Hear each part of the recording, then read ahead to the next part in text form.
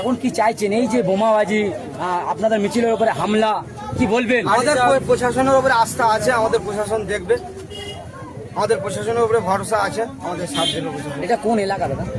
এটা হচ্ছে বোদরা অঞ্চল। কি বলবেন? বোদরা একেবারে শান্ত এলাকা, আবার অশান্তি হয়ে উঠছে।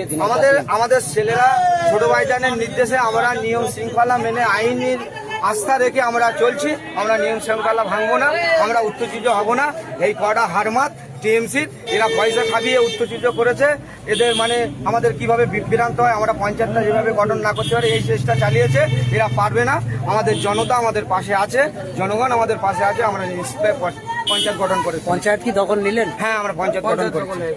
গঠন হয়ে এখনই দখল নিলেন? হ্যাঁ, প্রধান গঠন হয়েছে, উপপ্রধান গঠন হয়ে গেছে আমাদের আরাবুলের নেতৃত্বে। আরাবুল সাহেবের নেতৃত্বে ছোট ভাইদের নির্দেশে। কি চাইছেন আজকে এই যে এত খুশির দিনে? উপর পার্টি, অন্য পার্টির তরফ থেকে কিন্তু বোমাবাজির অভিযোগ। প্রশাসনের আস্থা আছে, প্রশাসন দেখবে। বোমাবাজি করুক, ওরা হাই হারমাতগিরি করুক, প্রশাসনের উপর আমাদের আস্থা আছে। একাধিক কর্মী সমর্থকরা ইনজুরি, রক্ত অবস্থা, মার খেয়েছে।